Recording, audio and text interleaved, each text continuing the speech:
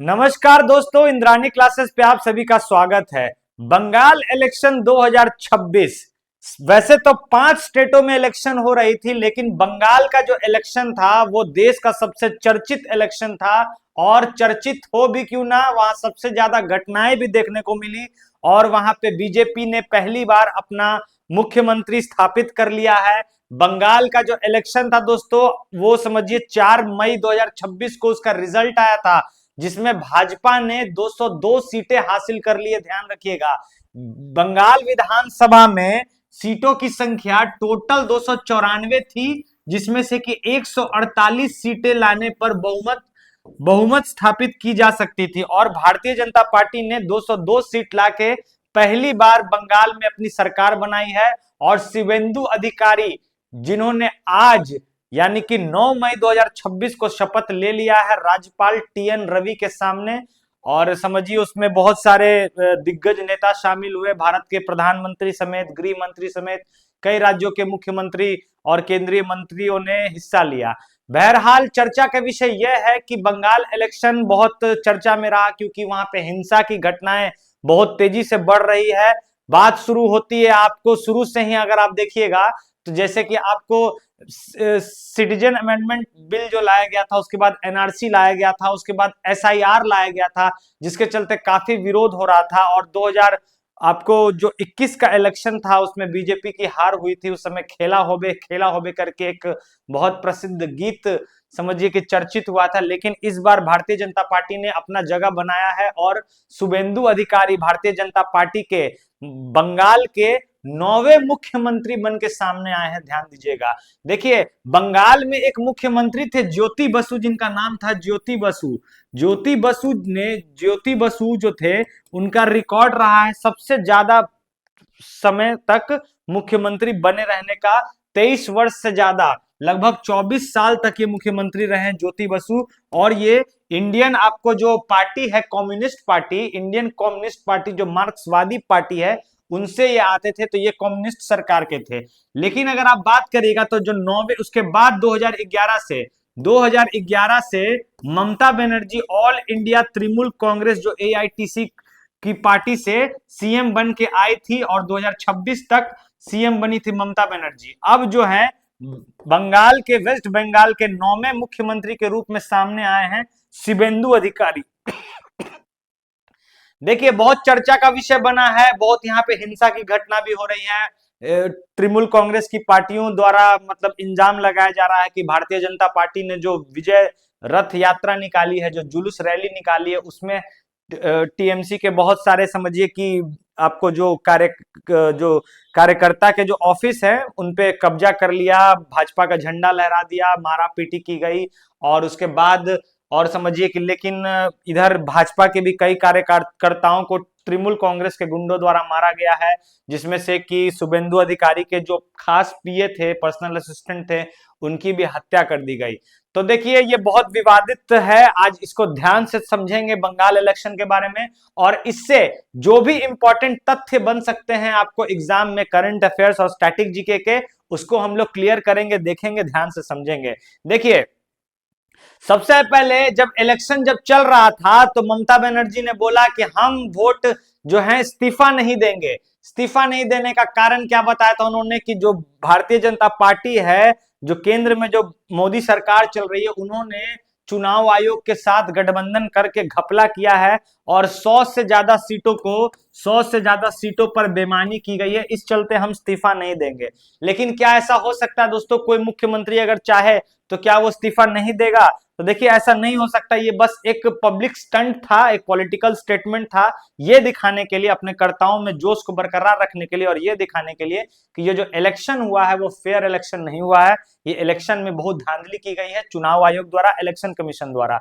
देखिए अगर कोई सीएम इस्तीफा नहीं देगा तो सबसे पहले जो राज्यपाल होते हैं, जो बंगाल के राज्यपाल हैं टीएन रवि, उनके पास 3 तरह की प्रक्रिया है। एक तो वो है कि विधानसभा को वो भंग कर देंगे, ठीक है, विधानसभा को भंग करके उनकी सरकार, उनकी जो सीएम की कुर्सी है उसको छीनने का अधिकार है, पहला। दूसरा अधिकार वो है कि वो क्या कर सकते हैं, फ्लोर टेस्ट ले सकते हैं। फ्लोर टेस्ट यानी कि विधानसभा में अपना जो है बहुमत आप पेश करिए, आप दिखाइए कि आपके पास 148 से ज्यादा विधायक हैं, तो हम आपको सरकार बनाने का मौका देंगे। ये देखिए, ये अनुच्छेद जो 164 है दोस्तों भारतीय संविधान का, आर्टिकल 164 ये कहता है कि जो मंत्रिपरिषद का जो गठन होता है वो राज्यपाल की शक्तियों के प्रसाद स्वरूप होता है, ध्यान दीजिएगा। और अनुच्छेद 172 जो है, आर्टिकल 172 है, वो 172 कहता है कि देखिए, राज्यपाल द्वारा जो गठित जो विधानमंडल होता है वो 5 साल पूरे होने पर स्वतः ही रद्द हो जाता है, मतलब स्वतः ही खत्म हो जाता है। तो आज 7 मई को ममता बनर्जी की जो सरकार थी वो स्वतः ही क्या हो गई है, तो रद्द हो गई है दोस्तों, याद रखिएगा, रद्द हो गई है। और अब बंगाल के नए मुख्यमंत्री शुभेंदु अधिकारी बन के आएंगे, जो आपको बंगाल के पहले मुख्यमंत्री के रूप में ध्यान देंगे। देखिए, बात बंगाल की करें तो ये जो आपको ब्लैक वाला एरिया दिख रहा है, ये ब्लैक वाला एरिया दिख रहा है, ये पूरा बंगाल हुआ करता था। ये पूरा आपको बंगाल प्रोविंस कहलाया जाता था। और कोलकाता इसकी राजधानी बनाई गई थी दोस्तों, याद रखिएगा, कोलकाता इसकी राजधानी हुआ करती थी, कोलकाता। कोलकाता जो है दोस्तों, कोलकाता की स्थापना, कोलकाता की जो स्थापना थी वो जॉर्ज चार्नोक ने की थी 1690 में। 3 गांवों को मिला के, 3 गांव कौन कौन से थे, गोविंदपुर था, सूतानाती था और कालीकाता। गोविंदपुर, सूतानाती और कालीकाता 3 गांव को मिला के कलकत्ता बनाया था, और कलकत्ता को राजधानी बनाई गई थी दोस्तों, याद रखिएगा। हुगली नदी के तट पर कलकत्ता, एक बंदरगाह भी है यहाँ पर। और ये देखिए, 1690 से लेके आपको 1690 से लेके 1911 तक ब्रिटिश भारत की राजधानी बन के आई। बहुत समृद्ध जगह है बंगाल, था बंगाल। उस समय बंगाल में आपको बिहार भी आता था, झारखंड भी आता था, उड़ीसा भी आता था और असम भी आता था, ध्यान दीजिएगा। तो ये बंगाल काफी बड़ा था। लेकिन 1905 में क्या होता है कि 1905 में हिंदू में और मुस्लिम को बांटने के लिए बंगाल को 2 खंड में बांट दिया जाता है, जिसको बंगाल विभाजन कहा जाता है दोस्तों। 2 भाग में बांट दिया जाता है। ये आपको कहलाता है, ये आपको कहलाता है वेस्ट बंगाल, और ये आपको कहता है ईस्ट बंगाल, ठीक है। ये आपको कहलाता है ईस्ट बंगाल और ये कहलाता है आपको वेस्ट बंगाल, ठीक है। लेकिन देखिए, 1905 के बाद क्या होता है, 1911 में फिर से रीयूनाइट किया जाता है बंगाल को। लेकिन उस समय बिहार, झारखंड को और उड़ीसा को और असम को अलग कर दिया जाता है। तो ये आपका बंगाल मात्र बच जाता है, आपको सामने यहाँ पे बंगाल बच जाता है। लेकिन 1911 के बाद देखिए क्या होता है, 1947 में फिर से बंगाल को रेडक्लिफ रेखा के तहत, ध्यान दीजिएगा, रेडक्लिफ लाइन के तहत फिर से बंगाल को बांट दिया जाता है। और बांग्लादेश, ये जो आपको ईस्ट बंगाल था, ये समझिए क्या बन जाता है, तो ये वेस्ट पाकिस्तान बन जाता है। इसको पाकिस्तान को दे दिया जाता है क्योंकि ये मुस्लिम बहुल्य क्षेत्र था, तो ये पाकिस्तान को दिया जाता है। बाद में 1971 में आप जैसा कि जानते हैं, जो भारत पाकिस्तान के बीच में युद्ध हुआ था, उस समय श्रीमती इंदिरा गांधी भारत की प्रधानमंत्री थी। उस समय मतलब समझिए कि ये जो है बांग्लादेश बन जाता है, बांग्लादेश।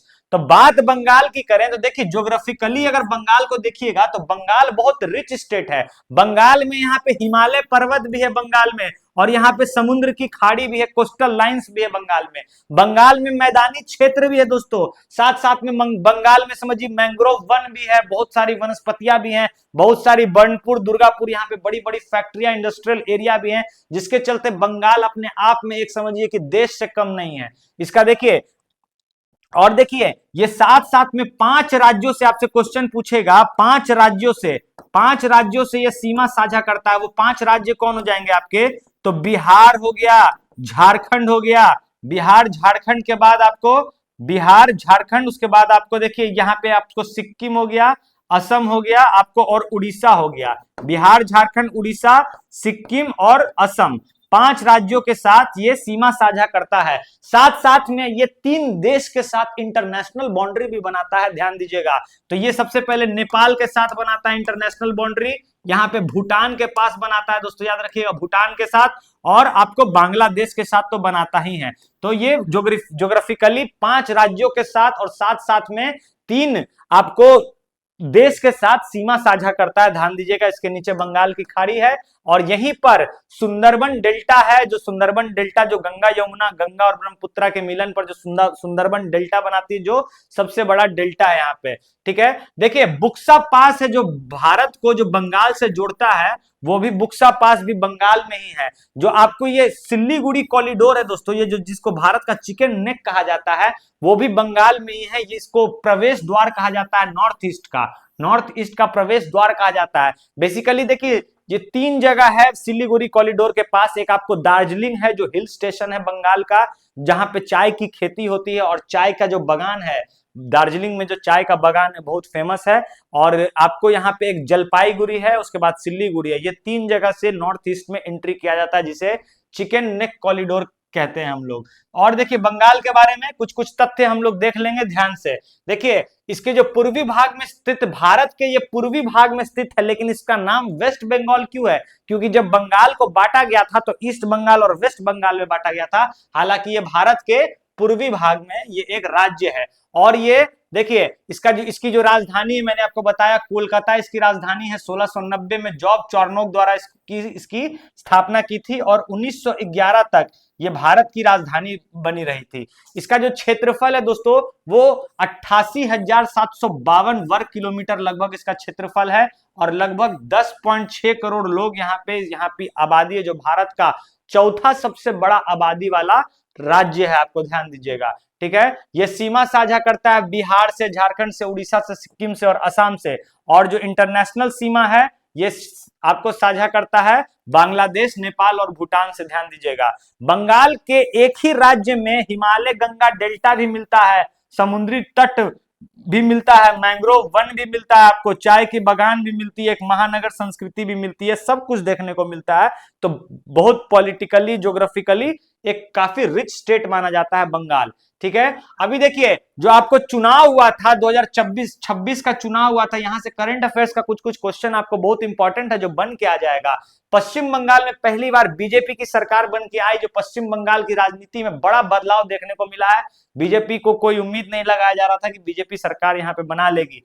शुभेंदु अधिकारी जो है बंगाल के 9वें मुख्यमंत्री बन के सामने आए। मैंने आपको बताया था ज्योति बसु सबसे ज्यादा मुख्यमंत्री थे, 34 वर्ष तक लेफ्ट पार्टी यानी कि कम्युनिस्ट पार्टी की वहां पे सरकार बन के रही। उसके बाद 2011 में ममता बनर्जी ऑल इंडिया तृणमूल कांग्रेस की नेता थी, जो सीएम बनी हुई थी 2026 तक।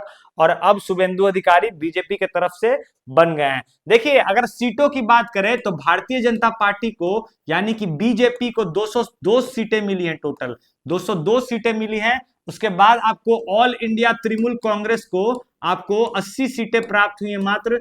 लेफ्ट को अगर बात करिएगा तो लेफ्ट को मात्र 2 सीटें प्राप्त हुई हैं और कांग्रेस को भी 2 सीटें मात्र प्राप्त हुई हैं। ठीक है, ध्यान दीजिएगा। लोकसभा की सीटें बंगाल में टोटल 42 लोकसभा की सीटें हैं, 42 लोकसभा की सीटें हैं और राज्यसभा की सीटें 16 हैं। ध्यान दीजिएगा, राज्यसभा की सीटें 16 हैं। वही विधान परिषद की सीटें पूछ लेगा तो 294 विधान परिषद की सीटें हैं बंगाल में। लेकिन बंगाल में विधान आपको परिषद नहीं, विधानसभा की सीटें हैं, विधानसभा की सीटें 294 है। विधान परिषद तो यहाँ पर है ही नहीं, विधान परिषद यहाँ नहीं है। ठीक है, देखिए शपथ आप शुभेंदु अधिकारी ने अभी शपथ लिया, इनके साथ साथ 6 मंत्रियों ने यानी कि दिलीप घोष, अग्निमित्र पॉल, नीतीश प्रामनायक और खुदीराम तुडू और अशोक कीर्तैना ने शपथ लिया है। तो इनके साथ साथ समझिए कि 6 और मंत्रियों ने शपथ लिया शुभेंदु अधिकारी ने। शुभेंदु अधिकारी भवानीपुर सीट से ममता बनर्जी को हरा दिए हैं 15,000 वोटों से, और वो 2 जगह से चुनकर आए हैं, एक नंदीग्राम सीट है और भवानीपुर सीट है। तो ध्यान दीजिएगा। और कोलकाता के बैराज पैरेड ग्राउंड में आयोजित हुआ था यह शपथ ग्रहण समारोह, जिसमें प्रधानमंत्री नरेंद्र मोदी भी उपस्थित थे। देखिए शुभेंदु अधिकारी नंदीग्राम और भवानीपुर दोनों सीटों से जीत दर्ज किए हैं, ये ध्यान दीजिएगा। चलिए आगे कुछ कुछ देखिए भूगोल का क्वेश्चन यहां से देख सकते हैं। ये सब तो मैंने आपको बता दिया। पड़ोसी राज्य जो है, देखिए जो सबसे सर्वोच्च शिखर जो है, सर्वोच्च शिखर है वो संडकफू है,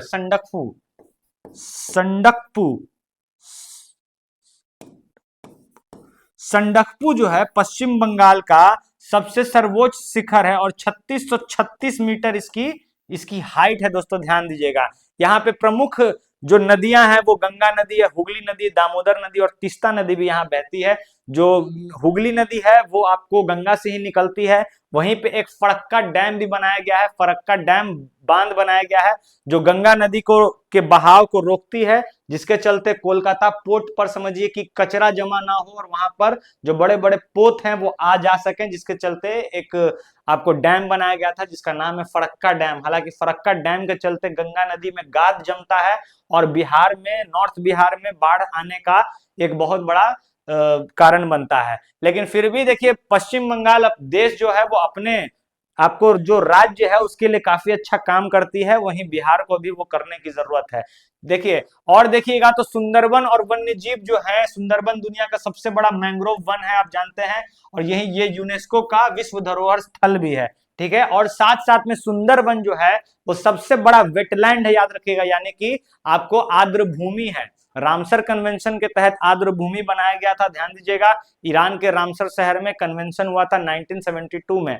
ठीक है, यहाँ पे रॉयल बंगाल टाइगर पाया जाता है दोस्तों, मगरमच्छ, गैंगेटिक डॉल्फिन पाया जाता है। राज्य का जो प्रतीक है, देखिए जो इसका जो राष्ट्रीय पशु है वो फिशिंग कैट है, ध्यान दीजिएगा, फिशिंग कैट। राज्य की जो पक्षी है वो व्हाइट थ्रोटेड किंगफिशर है, व्हाइट थ्रोटेड किंगफिशर। किंगफिशर से जो पक्षी होती है, लेकिन जो बंगाल में किंगफिशर पक्षी जो पाई जाती है उसका जो थ्रोट होता है यानी कि गला होता है वो सफेद रंग का होता है, इसीलिए उसको व्हाइट थ्रोटेड किंगफिशर कहा जाता है। जो वृक्ष है वो चटिम ट्री जो है यहाँ का, जो आपको राष्ट्रीय वृक्ष है। और जो हिल्सा मछली है, हिल्सा मछली को इलिश मछली भी कहते हैं इंग्लिश में, तो वो समझिए कि यहाँ की राष्ट्रीय मछली है। देखिए कुल सीटों की संख्या 294, याद रखिएगा, ये एक सदनीय है, द्विसदनीय नहीं है, यानी यहाँ पे विधान परिषद नहीं है, सिर्फ विधानसभा है। लोकसभा की सीटें 42 है और राज्यसभा की सीटें 16 हैं, ध्यान दीजिएगा। दुर्गा पूजा बहुत फेमस है, आपको बंगाल का दुर्गा पूजा कभी अवसर मिले तो जाइएगा जरूर, काफी रोमांचक और बहुत अच्छा पूजा वहां पे मनाया जाता है। और यूनेस्को ने इसे अमूर्त सांस्कृतिक विरासत सूची में भी शामिल किया है, जो आपको पश्चिम बंगाल का दुर्गा पूजा है। ठीक है, देखिए बाउल गायन कई बार एग्जाम में पूछा है, बाउल गायन की जो परंपरा है वो भी बंगाल में ही है। यहाँ पे मिठाइयां भी बहुत अच्छी अच्छी पाई जाती हैं, रसोगुल्ला और आपको मिष्टी दोई और ये सब जो चमचम जो आपको जो है ये सब पाया जाता है। बंगाल ने एक से एक प्रसिद्ध व्यक्ति भारत को दिए हैं, जिसमें से आपको देखिए रविंद्रनाथ टैगोर थे, जिनको सबसे पहले नोबेल पुरस्कार मिला था साहित्य के क्षेत्र में गीतांजलि के लिए 1913 में, ध्यान दीजिएगा 1913 में गीतांजलि के लिए नोबेल पुरस्कार मिला था। राजा राम मोहन राय को भारतीय पुनर्जागरण के जनक माना जाता है, आधुनिक भारत का पिता माना जाता है, इनका भी संबंध आपको बंगाल से ही है। ठीक है, सुभाष चंद्र बोस आजाद हिंद फौज के बारे में क्या ही कहना, ये भी बंगाल से ही है। कटक उड़ीसा में उनका जन्म हुआ था, उस समय वो बंगाल का ही हिस्सा था, ध्यान दीजिएगा। और सत्यजीत रे जो थे एक डायरेक्टर थे, जिनको अकेडमी अवार्ड यानी कि ऑस्कर अवार्ड मिला था, ये भी बंगाल से ही आते हैं। और भी कई चर्चित हस्ती है बंगाल से, कई सिंगर, कई एक्टर, कई क्रिकेटर्स जैसे सौरभ गांगुली, जिन्हें दादा कहा जाता है, बंगाल के ही थे। और ये देखिएगा उनको प्रिंस ऑफ कोलकाता की उपाधि भी दी गई है। ठीक है, अर्थव्यवस्था के मामले में भारत की छठी सबसे अर्थव्यवस्था है, सबसे बड़ी अर्थव्यवस्था है बंगाल की। कृषि और एमएसएमई आधारित अर्थव्यवस्था, यानी कि ministry of small medium enterprises, medium small जो इंटरप्राइजेस है, लघु और मध्यम उद्योग यहाँ पे बहुत ज्यादा है। यहाँ पे चाय की खेती सबसे ज्यादा होती है, दार्जिलिंग समझिए चाय के लिए बहुत फेमस है। और जूट की खेती होती है, आईटी इंडस्ट्रीज भी यहाँ पर है, और बंदरगाह का व्यापार यहाँ शुरू से होता आया है। और यहाँ पे विक्टोरिया में मेमोरियल, हावड़ा ब्रिज है जो आपको आपको कोलकाता को जोड़ता है आपको हावड़ा से। और बेलूर मठ है यहाँ पे, ध्यान दीजिएगा, दक्षिणेश्वरी काली मंदिर है। और दार्जिलिंग जो है बहुत बड़ा टूरिज्म हब है, बहुत बड़ा पर्यटन का हब है दार्जिलिंग। यहाँ पे टाइगर हिल वगैरह बहुत अच्छे अच्छे जगह हैं। और देखिए बंगाल में सबसे पहले मेट्रो जो थी कलकत्ता में ही चली थी, और ट्राम ट्रेन भी सबसे पहले कोलकाता में ही चली थी, बंगाल में ही चली थी। ये देखिए कुछ कुछ आपका वन लाइनर रिवीजन है, ये सब मैंने आपको तो बता ही दिया, आप देख लेंगे एक बार। बंगाल के जो पहले मुख्यमंत्री थे वो प्रफुल्ल चंद्र घोष थे, याद रखिएगा, प्रफुल्ल चंद्र घोष जो थे बंगाल के पहले मुख्यमंत्री बने थे आजादी के जस्ट बाद 15 अगस्त को, 15 अगस्त को। ठीक है, लेकिन आपसे पूछेगा बंगाल के पहले संवैधानिक मुख्यमंत्री कौन बने थे, तो 26 जनवरी 1950 को जब भारत का संविधान लागू होकर आया तो उसके बाद जो पहले मुख्यमंत्री बने थे वो थे विधान चंद्र रॉय। विधान चंद्र रॉय, याद रखिएगा, विधान चंद्र रॉय बंगाल के पहले संवैधानिक मुख्यमंत्री बन जाएंगे। लेकिन बंगाल के पहले मुख्यमंत्री आपसे पूछेगा तो प्रफुल्ल चंद्र घोष ये बने थे आपको पहले, और ये तीसरे मुख्यमंत्री भी बने थे। बाद में 90 दिन के लिए रहे थे, इंडिपेंडेंट पार्टी से बन के चुने गए थे, इनको बनाया गया था, लेकिन 90 दिनों के बाद फिर से इलेक्शन हुआ और ये पद से हट गए थे। तो ये थी बंगाल के बारे में जानकारी। इंद्रानी क्लासेस से जुड़े रहिएगा। करंट अफेयर्स, जीके जीएस और जियो पॉलिटिक्स और वर्ल्ड अफेयर्स के न्यूज और आपको वीडियोस के साथ हमेशा आपके सामने प्रस्तुत रहेंगे। अगर ये वीडियो आपको पसंद आया होगा तो लाइक, सब्सक्राइब और अपने दोस्तों को शेयर जरूर करिएगा। तब तक के लिए जय हिंद, जय भारत।